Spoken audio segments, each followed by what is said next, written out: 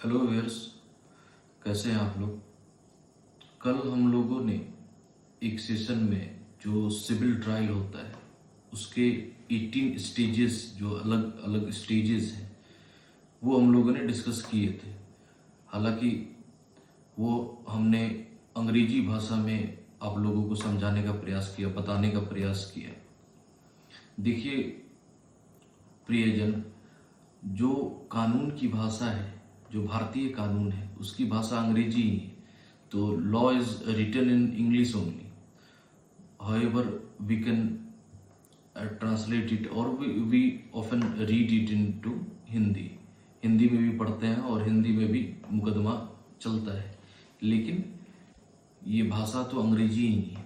तो कल हम लोगों ने इंग्लिश में वो स्टेजेस सारे डिस्कस किए थे। आज मैं उसी को मैं हिंदी में आपको समझाने का प्रयास करता हूँ कि जो 18 अलग अलग स्टेजेस हैं, जिसमें कि सबसे पहला स्टेज होता है फाइलिंग ऑफ प्लेंट, यानी कि वाद दायर करना।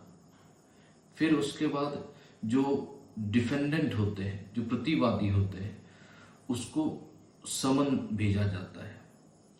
और अगर डिफेंडेंट अपीयर होता है तो वो थर्ड स्टेज है कि दोनों पार्टीज का अपीयरेंस हो रहा है। अगर अपीयरेंस नहीं होता है डिफेंडेंट का, तो उस केस में कोर्ट एक्स पार्टी डिग्री दे देती है। जो वादी हैं उनके पक्ष में एक्स पार्टी डिग्री दे देती, प्लेंटिफ के पक्ष में एक्स पार्टी डिग्री दे देती है। और अगर अपीयरेंस हो जाता है तो फिर उसके बाद जो डिफेंडेंट है, जो प्रतिवादी है, वो रिटन स्टेटमेंट फाइल करते हैं। फिर दोनों पार्टी डॉक्यूमेंट्स प्रोड्यूस करते हैं, उन डॉक्यूमेंट्स का एग्जामिनेशन होता है। फिर उसके बाद जो कोर्ट उसमें कुछ डिस्कवरी और इंस्पेक्शन वगैरह करती है डॉक्यूमेंट्स का, पार्टीज का भी एग्जामिनेशन होता है। फिर फाइनली जो 10th स्टेज है, जिसमें कि केस का एडमिशन हो जाता है। और 11th स्टेज में फ्रेम होता है, इशू फ्रेम किया जाता है कोर्ट के द्वारा। फिर सुनवाई होती है। फिर उसके बाद विटनेस को भी समन किया जाता है, विटनेस की सुनवाई होती है, विटनेस का एग्जामिनेशन होता है, आर्गुमेंट चलता है और फिर जजमेंट तैयार होता है। जो जज होते हैं, जो न्यायाधीश होते हैं, उनके द्वारा जजमेंट लिखा जाता है। और फिर उसके बाद की जो प्रक्रिया है कि प्रिपरेशन ऑफ डिग्री, यानी जो फाइनल ऑर्डर होता है उसका प्रिपरेशन होता है। फिर जो 17th स्टेज है, जिसमें कि रिवीजन हो सकता है, अपील हो सकता है, रिव्यू किया जाता है डिग्री का।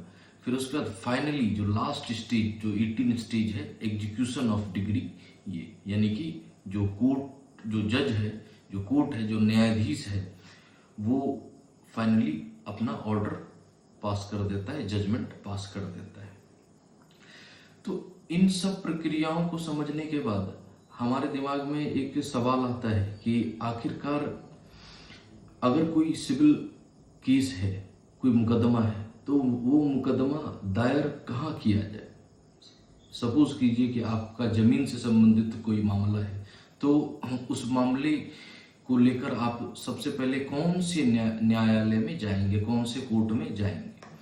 तो देखिए, इस तथ्य पर जो सिविल प्रक्रिया संहिता है 1908, यानी सीपीसी 1908 जो है, वो सेक्शन 15 में कहती है, सेक्शन 15 में कहती है कि suit to be instituted in which court, यानी किस न्यायालय में वाद दायर किया जाएगा। और फिर वो उस सेक्शन में इसका जवाब भी है। उस जो संहिता है, सिविल प्रक्रिया संहिता, उसमें सेक्शन 15 में ये बताया भी गया है कि किस कोर्ट में।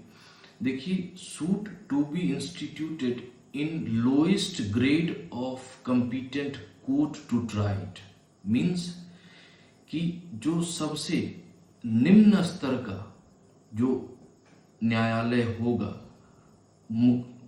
उस मामले के पक्ष में, उस मामले के तथ्य में, उस मामले के क्षेत्र में, क्षेत्राधिकार में जो सबसे लोएस्ट ग्रेड का कोर्ट होगा, जो उसको सुन सकता है, वो सुनेगा।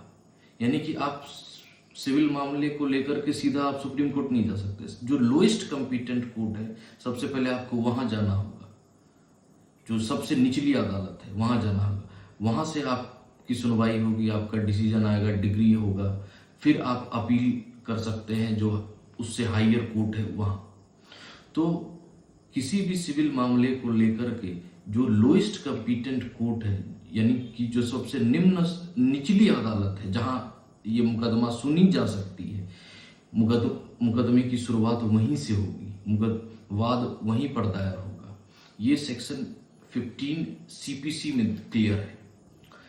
और इसी से रिलेटेड ये जो चैप्टर है प्लेस ऑफ सुइंग, इसी से रिलेटेड सेक्शन 16 में ये कहा गया है कि suit to be instituted where subject matter is situated, means जहां जो विषय है, जो संबंधित जो विषय है वो जहां पे सिचुएटेड है, वो जहां स्थित है, वहां से ये इस मुकदमे की शुरुआत होगी।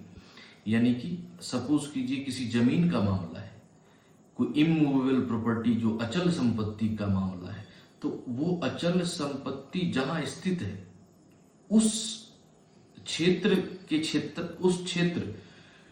को जिस कोर्ट के क्षेत्राधिकार में रखा गया है, जिस न्यायालय के क्षेत्राधिकार में रखा गया है, मामले की शुरुआत वहीं से होगी, वाद फर्स्ट टाइम वहीं दायर होगा। सेक्शन 15 और सेक्शन 16 सीपीसी में प्लेस ऑफ सुइंग जो चैप्टर है उसमें दिया गया है कि suit to be instituted in lowest competent court in section 15 and in section 16 suit to be instituted in where subject matter is situated, यानी जो in the case of immovable property अचल संपत्ति के मामले में जो संपत्ति जहां स्थित है उस क्षेत्र को जिस न्यायालय के क्षेत्राधिकार में रखा गया है, जिस कोर्ट के ज्यूरिसडिक्शन में रखा गया है, मामला वहीं दायर होगा। धन्यवाद। Thank you. Black horses ride to fight.